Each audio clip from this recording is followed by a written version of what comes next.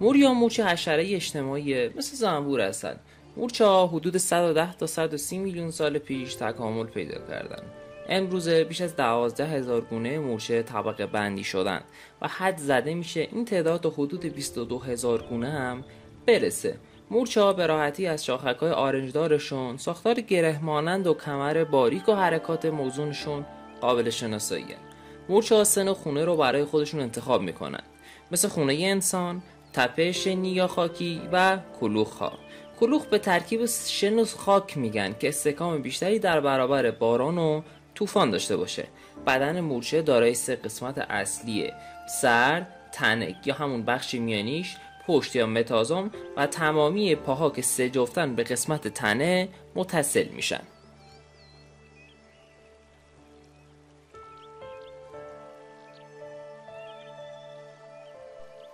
دو تا سوال که در مورد مورچه‌ها خیلی مطرح میشه اینه که این شاخک‌هایی که بهشون وصله چی هن، و سوال بعدی این که چه جوری یک مورچه میتونه بقیه اعضای کلونی رو به سمت یک منبع غذایی بزرگ برسونه. این شاخک‌هایی که بهشون وصلن بهشون میگن شاخک‌های حسی. این شاخک‌ها دو ساختار باریکن که از سر مورچه‌ها و بالای چشماشون بیرون اومدن و امتداد پیدا کردن و برای عملکردهای روزانه‌شون بسیار مهمه. خب حالا مثلا وقتی مورچه یک منبع غذایی پیدا میکنه که زیادی بزرگه، چجوری بقیه رو به اون سمت میکشونه؟ وقتی که نمیتونه اونو یک نفر حملش کنه، اون محل رو با ماده شیمیایی فرامون علامت گذاری میکنه. رد این ماده شیمیایی مانند سیستم GPS عمل میکنه و دیگر اعضای کلونی رو به سمت این منبع غذایی هدایت میکنه. اگر مورچه‌ها این شاخک‌های خودشون رو از دست بدن، توانایی جهتیابی، برقراری ارتباط و خبردار شدن از خطر رو از دست میدن. شاید زنده باشن ولی عملاً دیگه زندگی نمیکنن. در مجموع آنتنای خودشون رو برای زندگی از دست میدن.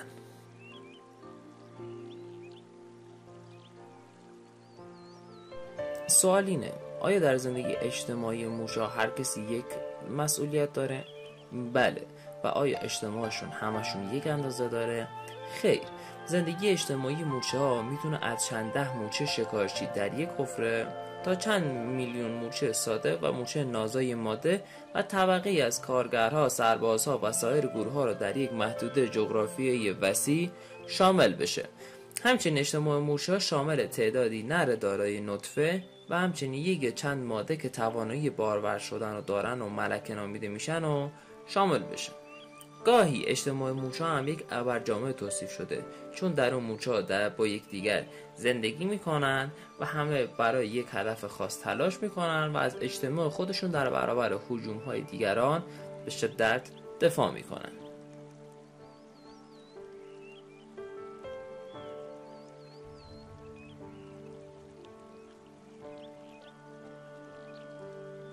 حال سوال اینه: چه جاهای مورچه‌ها وجود دارن؟ تقریبا تمام مناطق کره زمین به جز قطب شمال و قطب جنوب و مناطقی مانند جزایر دورافتاده و غیر قابل دسترسی مورچه وجود داره. مورچه به بیشتر محیط زیست‌های زمین چیره شده و در بیشتر محیط زیست‌ها توانایی زندگی داره. این موجود 15 تا 20% موجودات زنده خشکیزی زمین رو تشکیل میده. علت موفقیت اونها به زندگی اجتماعی توانایی بالای انطباق پذیری و توانایی تغییر دادن محیط زیستشون و بهره برداری از منابع و دفاع از یکدیگر برمیگرده. انواع مورچه‌ها به صورت‌های مختلفی مانند زندگی انگلی و بردهداری، همزیستی مسالمت‌آمیز و غیره تکامل پیدا کردند.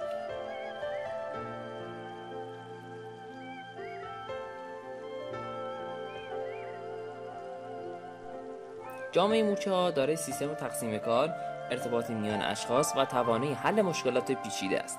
این تشابه با جوامع انسانی سالهایی که الهام بخش و موضوع مطالعات بوده. خیلی از تمدن‌های انسانی از مورچه‌ها در مراسم‌های مذهبیشون، تغذیه و موارد پزشکی سود بردن. برخی از گونه‌ها به خاطر نقشی که در کنترل زیستی آفت‌ها ایفا می‌کنند بسیار ارزش دارند. هرچند توانایی اونها برای استفاده از منابع باعث تعارض آنها با انسان‌ها شده. اونا میتونن به محصولات کشاورزی صدمه زده و وارد خونه‌ها بشن. جالب اینه دانشمندان تخمین زدن که اگر مورچه‌ها هم اندازه انسان بودن، سرعت حرکتشون 84 کیلومتر در ساعت بود و همچنین مورچه‌ها میتونن 10 برابر وزن خودشون رو جسم حمل کنن که اگه انسان این قدرت رو داشت میتونست 500 تا 600 کیلوگرم رو به راحتی بلند کنن.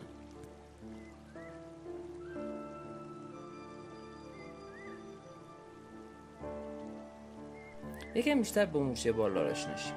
ملکه مورچه‌ها یعنی مورچه بالدار میتونه پرواز کنه و 4 تا بال داره. مورچه بالدار میتونه با سرعت بالا پرواز کنه و مسافت‌های زیادی رو طی کنه. مورچه بالدار نور رو دوست داره و جذب اون میشه. بالهای مورچه بالدار مثل بالهای زنبور قرمزه و بنابراین میتونه با سرعت بالا مثل زنبور قرمز پرواز کنه. مورچه بالدار از مانند بقیه مورچه‌ها از بیسکویت، نان، شکر و غیره تغذیه میکنه. مورچه‌های بالدار چیزی در ذهنشون نیست جز جفتگیری. مورچه‌های بالدار وقتی که در نور تار عنکبوت گرفتار میشن صبر میکنن تا عنکبوت به سمت اونا بیاد. اگه عنکبوت روی سر مورچه بالدار بپره، مورچه بالدار با گاز گرفتن عنکبوت اونو میکشه و خود مورچه بالدار بعد از مدتی در اون تار عنکبوت میمیره و اگه شانس بیاره خودش از تار عنکبوت خلاص میکنه. و اگه عنکبوت روی جای غیر از سر مورچه بالدار بپره، مورچه بالدار راه فراری نداره دیگه و عنکبوت مورچه بالدار رو میخوره.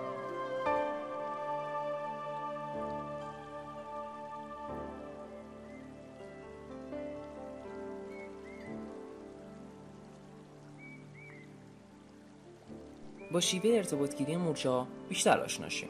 مورچه‌ها برای برقراری ارتباط با یکدیگر از فرمون استفاده می‌کنن. حال سوال اینه فرمون چیه؟ یک عامل شیمیایی ترشح شده دفع شده است که موجب پاسخ اجتماعی در اعضای یک گونه میشه. این سیگنال‌های شیمیایی در مورد مورچه‌ها نسبت به سایر نازک‌بالان تکامل یافته‌تره. همانند سایر حشرات، مورچه‌ها برای تشخیص بوی فرمون از شاخک‌های بلند و نازک متحرک خودشون استفاده می‌کنن. مورچه به وسیله 2 شاخک خود اطلاعات لازم در مورد جهت و شدت بو رو استخراج می‌کنه. از اونجا که اغلب مورچه‌ها در روی سطح زمین زندگی می‌کنن، از سطح خاک برای برجا گذاشتن رد فرمون استفاده می‌کنن تا دیگر مورچه‌ها نیز بتونن اون رو دنبال کنن. در گونه‌ای که به صورت گروهی کاوش می‌کنن، مورچه‌ای که غذا پیدا می‌کنه، یک رد فرمون در مسیر بازگشت به لانه بر جای می‌ذاره و این مسیر به وسیله دیگر مورچه‌ها دنبال میشه. پس از بازگشت مورچه‌های دیگر با غذا این مسیر تقویت میشه. هنگامی که منبع غذا تمام میشه، دیگه رد جدیدی توسط مورچه‌ها در مسیر بازگشت گذاشته نمیشه و بوی فرامون به آرامی محو میشه. این عمل باعث میشه که مورچه‌ها با تغییرات محیط خودشون رو هماهنگ کنن. به طور مثال، هنگامی که یک مسیر مشخص شده به سمت منبع غذایی توسط یک مانع سد میشه، مورچه‌ها مسیری رو رها میکنن تا مسیر جدیدی پیدا کنن. اگر مورچه موفق بشه رد جدیدی بر جای بذاره که شامل مسیر کوتاه‌تری به لانه باشه، باقی مورچه‌ها از این مسیر استفاده میکنن. مسیرهای موفق به سمت منبع غذا به وسیله سایر مورچه‌ها دنبال میشه و مسیرهای بهتر تقویت میشن تا در نهایت بهترین مسیر پیدا بشه و مسیرهایی که آنچنان محبوبیت ندارن و خیلی بلندن کنار گذاشته شن.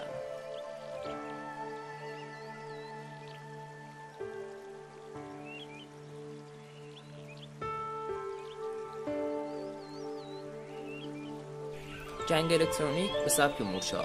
در ادامه بیشتر با اون آشنا میشیم. مورچه‌ها از فرمون تنها برای ردیابی استفاده نمی‌کنن. هنگامی که یک مورچه آسیب می‌بینه از خود فرمون خطر ساطع می‌کنه که باعث میشه مورچه‌های اطراف اون در حالت تهاجمی قرار بگیرن و همچنین مورچه‌های بیشتری به اون منطقه جذب بشن.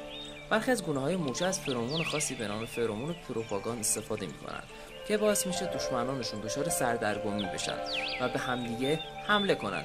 فرمون به وسیله ساختارهای زیادی تولید میشه که شامل قدرت دفول، قدرت سمی، غده‌های موجود در روده، دم، روده راست، استرنوم و درشنه‌ای میشن.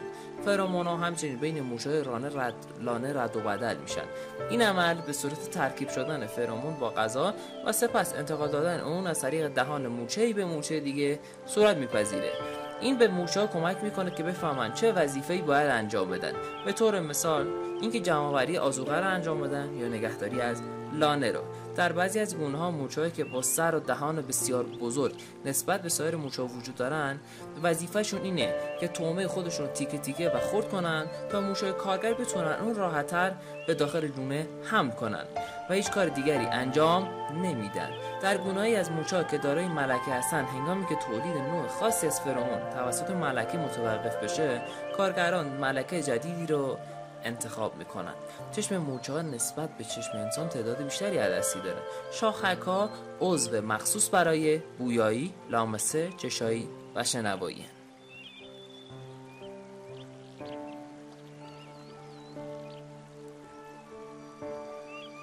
مقابله مورچه‌ها با عفونت. زخم‌های باز در حیوانات خطرات بزرگی را از نظر عفونت و مرگ و میر ایجاد می‌کنه. برای کاهش این خطرات بسیاری از گونه‌های حیوانی از ترکیبات ضد میکروبی روی زخم‌های خودشون استفاده می‌کنند. جوامع مورچه‌ها از ترشحات ضد میکروبی غده متاپرولار برای مقابله با عوامل بیماریزا استفاده می‌کنند. چند سال پیش یک تحقیق و یک بررسی برای مورچه‌ها انجام شد که نتیجه بسیار جالبی داشت.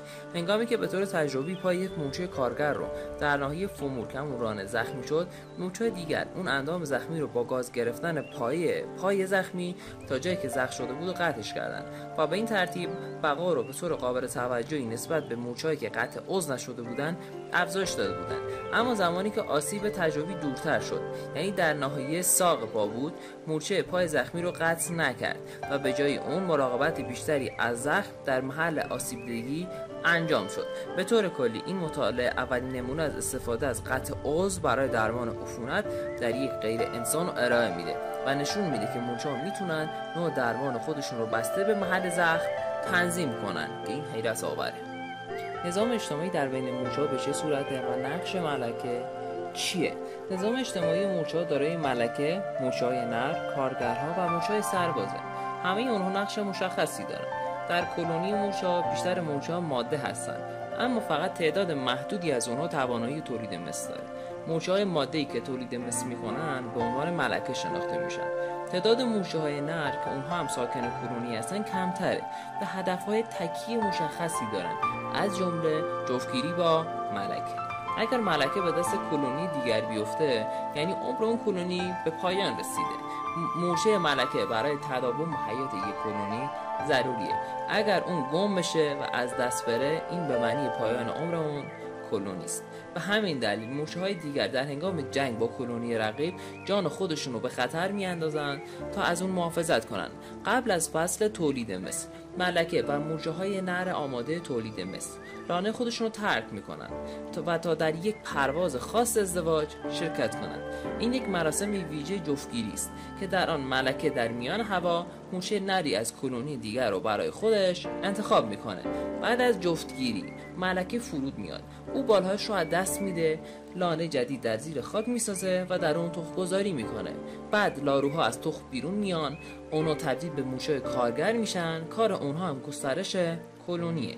در این روند ملکه نقش حیاتی در ادامه حیات کلونی داره و به همین دلیل اگر ملکه به دام بیفته، تمام کلونی از هم خواهد پاشید.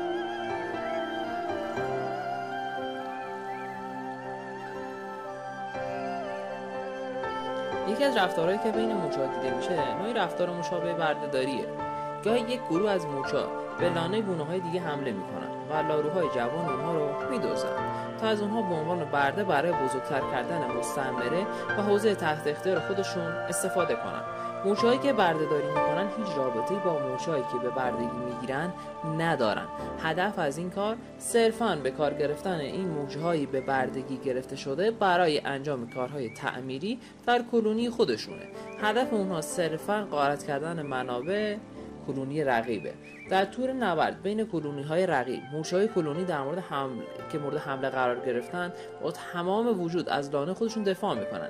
اما اگه مورچه‌های مهاجم بتونن ملکه اونها رو بگیرن، مقاومت و دفاع مورچه‌های نگهبان و کارگر متوقف میشه و اونها در برابر کلونی مهاجم تسلیم میشن.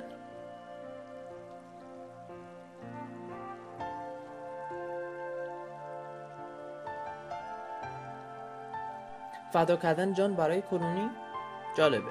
هدف اولیه همه جانداران تولید فرزندان سالم و اطمینان از اینه که ژن‌های اونها ادامه پیدا میکنه. در کلونی مورچه‌ها همه مورچه‌ها به نوعی خواهرند، زیرا 75% ژن‌های اونها مشترکه. ملکه تنها عضو تولید مس کننده کلونیه و تخمای اون برای آینده کلونی ضروریه. استراتژی‌های ارتباطی مورچه‌ها فوق‌العاده پیچیده. این استراتژی‌ها در کنار ساختار اجتماعی زندگی اونها دلیل اصلی اینه که مورچه‌ها حاضرن جون خودشون رو برای دفاع از کلونی از دست بدن. مورچه‌ها بر اساس اولویت‌های جمعی رفتار میکنن، نه شخصی. اونها منفعت و رفاه کلونی رو بر حیات فردی خودشون ترجیح میدن. مورچه‌های کارگر و مورچه‌های سرباز مسئولیت تغذیه و محافظت از ملکه رو به عهده دارن. اونها باید به لاروها غذا برسونن و رشد مورچه‌های جدید رو هدایت کنن. این تعهد عمیق به حفظ بقای کلونی توضیح میده چرا مورچه‌ها در هنگام جنگ اینقدر فداکارانه تلاش و حتی جان خودشون رو فدا میکنن.